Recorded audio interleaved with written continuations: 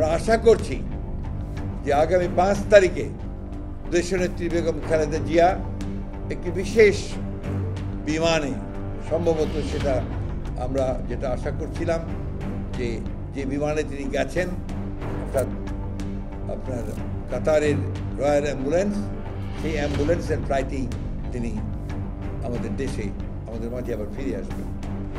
সময়টা আমরা নিশ্চিত করে বলতে পারছি না, কারণ এই সময়টা নির্ভর করবে আপনার বিভিন্ন বিষয়ের উপরে।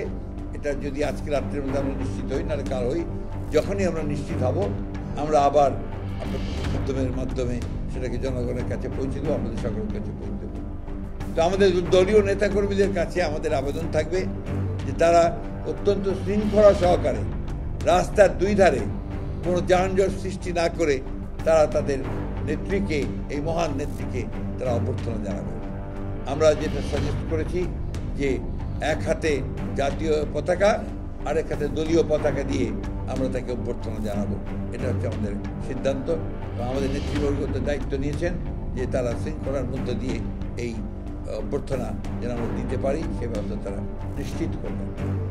জনগণের কাছে আমাদের আহ্বান থাকবে যে এই ফ্লাইটটি আসার পরে বা আগে তারা যেন